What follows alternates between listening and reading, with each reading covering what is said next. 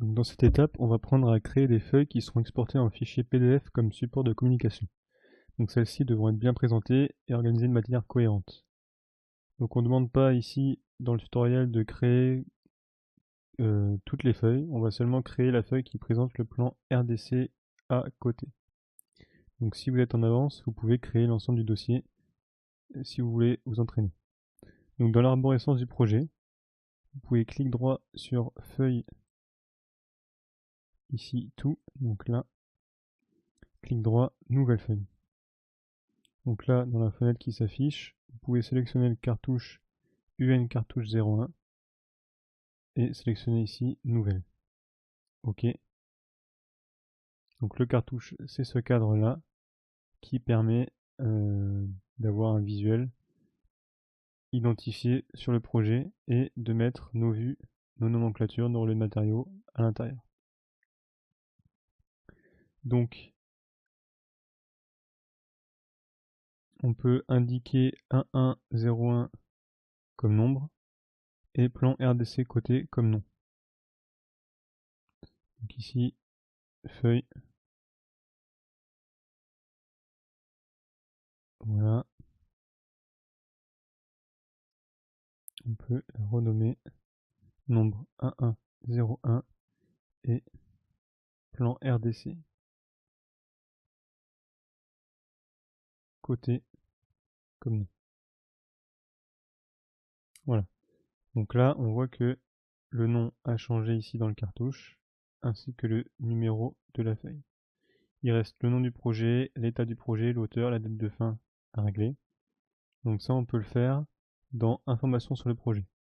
Donc on va aller dans l'onglet Gérer, ici, et ensuite Informations sur le projet. Donc dans la fenêtre qui s'ouvre, on peut renseigner donc le nom du projet. Donc ici, on a nom d'organisation, description, nom du bâtiment, via Lisa. On peut renseigner l'auteur. Donc vous mettez votre nom et vous pouvez mettre la date de fin. Donc vous mettez la date d'aujourd'hui. Voilà. Et dans l'état du projet, vous pouvez mettre ici APS pour avant-projet sommaire. OK. Donc là, la case auteur, ça n'a pas fonctionné le changement, donc on peut le changer aussi directement sur le cartouche, ici en cliquant sur le champ auteur. Entrée. Apparemment le nom du projet n'a pas été non plus pris en compte. Voilà. Donc désormais, on va pouvoir insérer notre vue plan RDC côté sur cette feuille. Donc pour ce faire, on va dans l'arborescence du projet et on va sélectionner la vue plan d'étage feuille RDC côté A. Donc plan d'étage feuille RDC côté A, je sélectionne ici ma vue et je fais un cliquer déposer ici vers la feuille. Donc j'ai cliqué, je lâche la souris et là Revit me met ici un cadre flottant qui indique les limites de ma vue. Je clique une seconde fois et ma vue est mise en place. Donc là j'ai l'ensemble de ma vue qui est mise en place sur mon cartouche, sur ma feuille, prête à être exportée. Donc là on voit que la vue est plus grande finalement que mon cartouche au format 1.1. Donc ce que je vais faire, c'est que je vais modifier la zone de coupe de la vue pour qu'elle soit incluse dans les limites du cartouche. Donc pour ce faire, je vais double-cliquer ici. Donc je refais,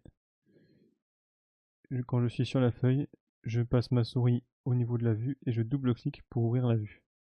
Là, je peux totalement modifier la vue comme si j'étais ici dans la section plan d'étage, d'accord? Et je peux également du coup cadrer ma vue. Donc je peux sélectionner ici cadrer la vue et afficher la zone cadrée. Et donc là, je vais modifier ici le cadre de ma vue.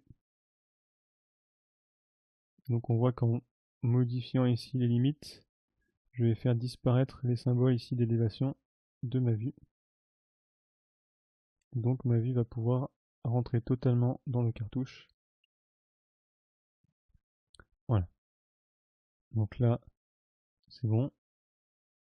Ensuite, pour faire disparaître le cadre de la feuille, je clique ici sur masquer la zone cadrée et je peux double-cliquer à l'extérieur et désormais ma vue est entièrement dans le cartouche.